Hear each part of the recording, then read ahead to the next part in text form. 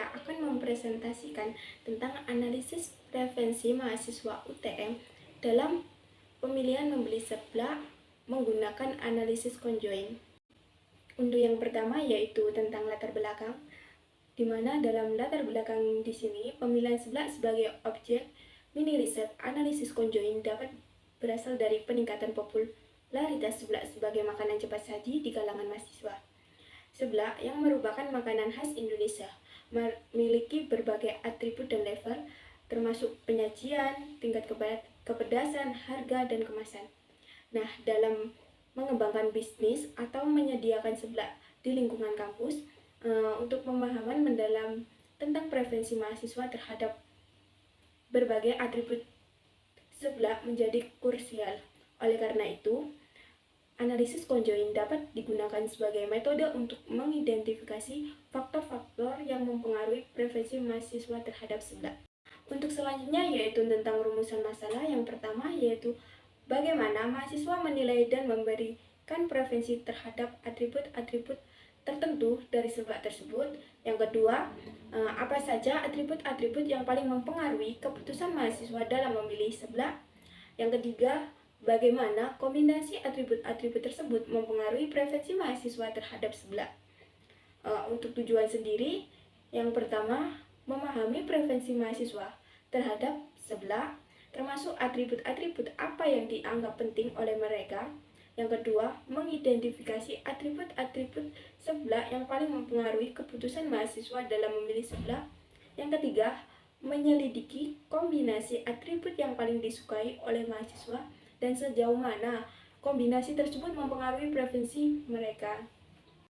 Untuk selanjutnya yaitu tentang manfaat, di mana dalam manfaat ini ada beberapa, yaitu yang pertama, membantu untuk memahami faktor-faktor yang penting bagi mahasiswa dalam memilih seblak. Yang kedua, membantu mengembangkan seblak yang disukai oleh mahasiswa dengan pilihan atribut dan levelnya. Yang ketiga, dengan memahami preferensi mahasiswa terhadap seblak, peneliti dapat mengembangkan strategi apa yang akan dilakukan dalam pemasaran untuk menjadi lebih efektif. Dalam metode penelitian sendiri, dengan menggunakan GIVOM untuk memperoleh data dari responden. Nah, untuk memperoleh data tersebut dengan membuat kuesioner yang sudah dicantumkan di dalam PPT tersebut yang ada di bawah. Karena dari data kuesioner tersebut dapat dilihat dari PPT dengan memperoleh 22 jawaban responden yang nantinya akan dianalisis di SPSS. Untuk selanjutnya yaitu tentang analisis data, di mana dalam analisis data ini ada beberapa tahap. Untuk yang pertama yaitu penentuan atribut dan level.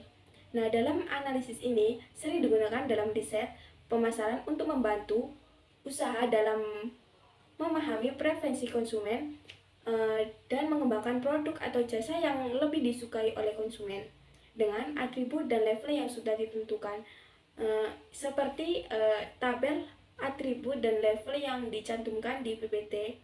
Yang pertama yaitu atribut penyajian dengan level seblak prasmanan dan seblak biasa. Yang kedua tentang tingkat kepedasan, yaitu ada level pedas, sedang, dan ekstra pedas. Yang ketiga yaitu atribut harga, ada levelnya itu dimulai dari harga Rp10.000 dan lebih dari Rp10.000. Untuk yang terakhir yaitu atribut tentang kemasan dengan level styrofoam dan kotak box. Untuk selanjutnya yaitu yang kedua yaitu pembuatan stimuli di SPSS. Seperti yang ada tabel di PPT tersebut, di mana stimuli itu yang nantinya akan digunakan dalam pembuatan pertanyaan di GIVOM dari stimuli tersebut. Karena untuk memudahkan atau mendeteksi dari pertanyaan GIVOM ke aplikasi SPSS yang nantinya akan dianalisis.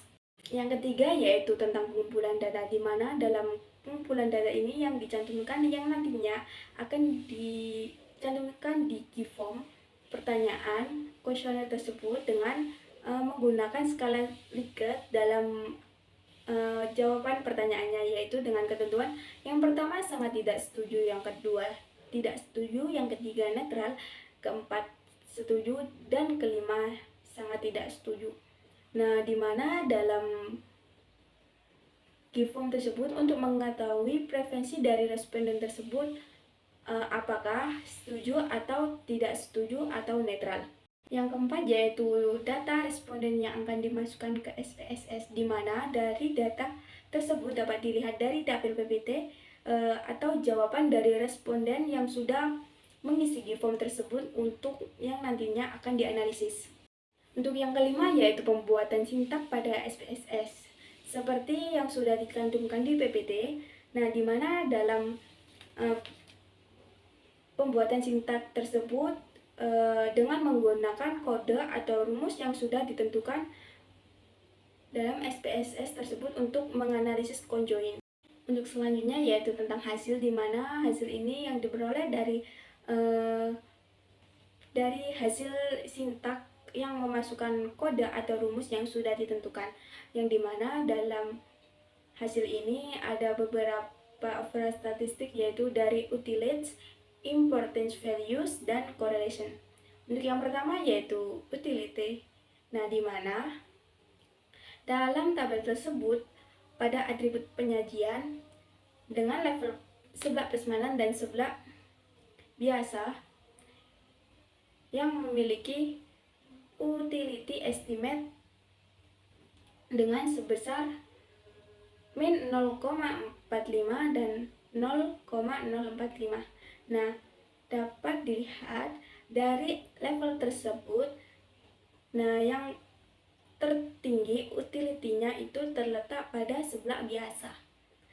Karena secara umum responden cenderung menyukai penyajian sebelah biasa. Untuk yang kedua yaitu tentang tingkat kepedasan, di mana dalam responden ini cenderung menyukai tentang level ekstra kepedasan dibandingkan dengan level pedas dan sedang. Untuk yang ketiga yaitu tentang harga, di mana harga ini responden memilih dengan harga 10.000 dibanding lebih dari 10.000, dan untuk kemasan sendiri memilihnya styrofoam dibanding kotak box. Untuk selanjutnya yaitu tentang important values, di mana dalam important values ini dapat dilihat dari tingkat kepentingan yang pada tabel tersebut. Untuk yang pertama dengan atribut kepedasan karena memiliki nilai sebesar 39,132, dengan yang kedua yaitu disusul dengan tentang kemasan dengan senilai 24,276, kemudian disusul dengan harga senilai 19,087, yang keempat atau terakhir yaitu tentang penyajian yang senilai 17,505. Correlation, di mana dalam tabel correlation ini dapat kita lihat dari nilai sig person L dan kendal tau, di mana nilai sig dari person R sendiri yaitu senilai 0,05, sedangkan dari kendal tau ini memiliki nilai sig 0,04. Nah, dapat dikatakan dari hasil ini dikatakan valid karena kurang dari 0,05. Untuk selanjutnya dari hasil analisis data pada responden 1, yang dilihat dari utility-nya itu untuk memiliki nilai kepentingan tertinggi setiap atributnya itu yang pertama dalam penyajian yang memiliki nilai tertinggi dapat dilihat dari level sebelah prasmanan yang senilai 0,125. Yang kedua yaitu tentang kepedasan. Untuk nilai utility estimate-nya yang tertinggi yaitu dengan level ekstra pedas, yang harga yaitu nilai yang utility-nya memiliki nilai tertinggi yaitu tentang level harganya itu Rp 10.000, sedangkan untuk atribut kemasan untuk nilai utility yang tertinggi pada level styrofoam. Untuk important values atau dalam nilai kepentingan tabel tersebut yang tertinggi tentang kepedasan, kemudian harga, kemasan, dan yang terakhir penyajian. Untuk yang selanjutnya dengan correlation, di mana dalam correlation ini pada responden satu ini dikatakan valid karena nilai SIG dari person L dan kelas tahu itu nilainya kurang dari 0,05. Sama seperti hasil analisis data responden yang kedua, seperti yang sudah dicantumkan di PPT tersebut. Untuk selanjutnya yaitu tentang kesimpulan, di mana dalam kesimpulan ini pada atribut-atribut sebelah yang penting bagi konsumen yaitu ada 4, yaitu penyajian, kepedasan, harga, dan kemasan, di mana atribut yang memiliki utilitas tertinggi yaitu penyajiannya itu seblak biasa dengan tingkat kepedasan ekstra pedas dengan kemasan styrofoam dan harga Rp 10.000. Untuk impor value-nya itu dalam analisis ini dilihat dari nilai kepentingannya itu terdapat pada tingkat kepedasan, dan correlation-nya itu dari analisis ini dikatakan valid karena nilai SIG dari person R dan kendal setahu itu nilainya kurang dari 0,05. Sekian dari penjelasan saya yang sudah saya paparkan. Terima kasih. Wassalamualaikum warahmatullahi wabarakatuh.